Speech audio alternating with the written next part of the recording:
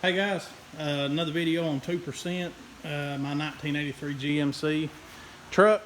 Um, I've made a decision on what I'm going to do with the motor. I am going to pull this motor out. I don't think there's a lot wrong with it. Not exactly sure what's going on. Like I said before, my number one keeps moving on me for some reason. It's kind of weird. And having some trouble with the starter and the flywheel. It works good, and then it seems like the motor kind of binds up, and then it strips the flywheel off, just the edges of the teeth. So going to pull it out, tear it down, see what's going on with it. I'll use it in something else, but for now, like I said, I've made a decision. I'll get to that in a minute. The only thing I was going to do today was polish my wheels on my 87. Kind of trying to get this one ready for the rod run. Got quite a bit to do. I got to polish it, or buff it, I mean, and mostly just this bed side, but I'm going to buff the whole truck. I've got to get out to the paint store in Athens and get my buffing compound. I like to use the 3M Perfect-It, and I know I've got some here somewhere, and I can't seem to find it. But I cleaned this truck up, cleaned the interior up. I hadn't cleaned it up just primarily because I was planning on doing a lot of work to the interior, and I just haven't done it yet. I had talked to Angie Dixon. She stays extremely busy. When you're good at what you do, you stay busy. So anyway, I talked to her, kind of on her list of people to get to. I'm sure it's pretty lengthy. So the idea, it was to do the door panels, the dash, and the seat, kind of in some sort of theme, whatever she deemed, whatever she wanted to do with it, more or less. So, and I was going to put the carpet in it. Now, I had to polish the roof. It was real chalky, like somebody wiped on it with a rag, and just that old paint, I guess, where it's been baked over the years. But anyway, I wanted to do that, and I went ahead and cleaned the insides up. They're not great, but they're not bad. I may go ahead when I get to the rod run, but I've sort of been trying to get a list of stuff together to get. You can buy it at the rod run and save a lot of money on shipping. And sometimes they'll kind of work with you. If you buy a whole bunch of stuff, maybe they'll knock the taxes off. Maybe they'll, by knocking taxes off, they'll give you like a 10% discount or maybe 20%. It just depends on who you're dealing with and what all you're getting. But maybe I'm going to go ahead and get the door panels, the Coverlay dash cover, and some carpet. And maybe I'll just let Angie do the seat if she ever gets time. Like I said, she stays so busy. I may, if they've got a good red seat cover, maybe I'll buy a red seat cover and put on it. I don't know. I'm not sure what I'm going to do. Maybe I'll throw a price on the window of this thing. I doubt it. My wife really likes this truck. She likes the red trucks. I had another one that she really liked, which was Big Red. That's the one Primer's Best had. The 84, I think it was. She really liked it. And she liked my red 87 four-wheel drive, but it rode extremely rough. So anyway, like I said, I wanted to get some wax put on this thing today and get the wheels polished. I got the wheels polished. I didn't get the wax on it, which ain't a big deal. Like I said, I'm going to buff it anyway. And the 3M Perfect-It or whatever, the big thing with it is it's like a 3-stage system, and the bottles are numbered 1, 2, 3, and you can get the pads that are also labeled 1, 2, 3. So it's pretty well dummy proof. It's real forgiving. It's really good stuff, and it'll really bring this paint back up, especially the hood and that bed and stuff. So it's kind of the next thing on the agenda for it, and just getting a list of stuff together to pick up at the rod run. I know Primer's Best just want me to get him a spoiler or two. I'm going to try to talk him into going with me. Hopefully he'll go up there, him and Mrs. PIB. But if not, I'll grab him some spoilers, no big deal. So anyway, my decision on 2%, this truck, when I got it, I bought it to flip it. I've kind of started to like the old truck. Of course, I don't hardly ever keep any of them. It's just me. I like to change it up. I like to have new stuff, different things to mess with. I mess with something long enough, I get bored with it. Now this old truck, again, I really like it. I've not really had to work on this one, other than lowering it, putting the wheels and stuff on it, the trim and all that stuff. But as far as mechanical wise, I've never touched it. Well, no, I take that back. I put a distributor in it. I had a little issue with it dying when I first got it, but I got that worked out. It was a pickup coil. Also, I've been getting some stuff out, getting ready for the rod run. Got my bicycles out. This is the one I ride, the red one. I used to ride a Ward's Hawthorne. It's actually hanging up on my garage wall here. The bearings went bad in it, so I started riding this one. It's just an old Western Flyer. It's nothing special. It's in good shape. I put tires on it, of course. They were dry rotted. But it's just an old bicycle. I like to ride the older ones up there. It's the rod run. I don't know, why not? Not a lot of money here, but I did have some trouble with my Wards. It is kind of an expensive bicycle. I had a guy jump on it and take off down the road for whatever reason. Mine and my dad's bike. He had another Western Flyer like this that I've got. I've got a bunch of old bicycles. I don't really collect them. I just sort of basically had them all gave to me. I've bought one or two, not many of them, but most of them just kind of been given to me. This one here came from Primary's Best. He gave this one to me, and this is one I'll never sell. I've had a couple people ask to buy this. I don't know what it is. I don't know if it's something special or if it's just cool. It's really old. I don't know how old that is till the head badge is gone, so I couldn't tell you nothing about the bike. But anyway, I have had some interest in it, but it's not for sale. I don't care if somebody offered me $10,000. It's not for sale now. If Jimmy wanted the money, I'd sell it and hand him the money, but I'm not selling it. If one of my friends give me something, it's here to stay. So anyway, back to the decision on 2%. Here's my decision. I've got the Chevelle pulled up here. You know, I really wanted to do the LS motor. That's what I had on my mind, but this truck is just one to flip for right now. If it comes back from the rod run, then maybe later on I'll do the LS swap on it, lower it, put the wheels on it. But right now, just going to get it ready, take it to the rod run, see what it does. It's a good truck. It's a short bed. It's fairly solid. It does have a little bit of rust in the cab corners and stuff. Nothing bad. I've seen some that were better, but I've seen some that were a whole lot worse. It's a pretty good truck. And this 305, hang on just a second. This 305, I'm guessing it's a 305. That's what he told me. This was my grandmother's car. As most of y'all know, my grandmother bought this car. I'm gonna guess back in the late 80s. I don't really know the exact year, but anyway, she had this car as long as I can remember.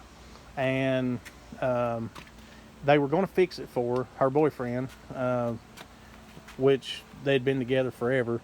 So he was gonna fix the car for her. They bought a Chevy Laguna. They were kind of ugly cars back in the day. Sort of cool to see them out now just because, you know, most of them got junk like the one this motor came out of. He pulled this motor out of the Laguna, went through it, re-ringed it, put new bearings and stuff in it, main bearings, rod bearings, all new gaskets and stuff. Now when I pull it out, I'm going to take the intake off, of course. I'm changing that. I'm changing the front accessories. This has got the old style water pump like we talked about yesterday. I don't want all this old crap in that truck, so going to put the long water pump on it, the accessories and stuff off of 2%, the motor that's in it, and I'm going to change that intake. I don't know if I'll put the aluminum intake on it or not. I probably will.